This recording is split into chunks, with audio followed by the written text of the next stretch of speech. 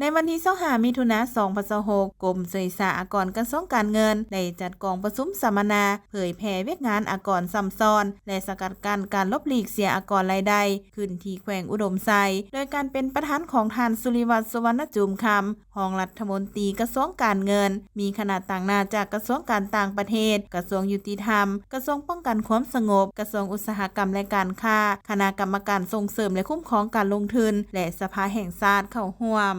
กองประชุมครั้งนี้เพื่อเผยแพร่หลักการและความสำคัญของห่างสนธิสัญญาระหว่างประเทศเพื่อบ่ให้มีการเก็บอากรซ้ำซ้อนให้ภาคส่วนที่เกี่ยวข้องรับทราบและเป็นเอกภาพด้านหลักการกลไกร่วมมือปรึกษาหารือและสร้างขั้นตอนในการสนองข้อมูลและการร่วมมือเพื่ออำนวยความสะดวกให้แก่คณะเจรจาสนธิสัญญาแลกเปลี่ยนความคิดความเห็นและถอดถอนบทเรียนจากการเจรจาในระยะผ่านมาเพื่อกำหนดทิศทางและจุดยืนที่ชัดเจนในการปกป้องสิทธิและผลประโยชน์ของประเทศชาติและการสร้างความพร้อมความเป็นเอกภาพทางด้านขั้นตอนการจัดตั้งปฏิบัติก่อนและหลังเจรจา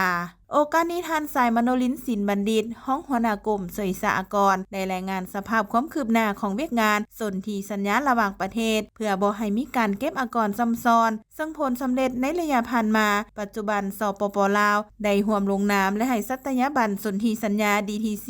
ทั้งหมด15ประเทศความสำคัญของสนธิสัญญานี้บ่เพียงแต่ช่วยป้องกันการเก็บอากรซ้ำซ้อนแต่ยังเป็นเครื่องมือในการสร้างสายสัมพันธ์ทางการทูตส่งเสริมการค้าดึงดูดการลงทุนจากต่างประเทศและรับประกันความเสมอภาคให้แก่ผู้เสียอากรในตอนท้ายของกองประชุมท่านสุริวัฒน์สุวรรณจุมคำรองรัฐมนตรีกระทรวงการเงินได้แสดงความเชื่อมั่นต่อกองประชุมซึ่งจะเป็นบทอิงที่สำคัญในการสร้างความพร้อมและความเป็นเอกภาพให้แก่คณะเจรจาสนธิสัญญาระหว่างประเทศเพื่อบ่ให้มีการเก็บอากรซ้ำซ้อนในรอบต่อๆไปเพื่อปกป้องผลประโยชน์สูงสุด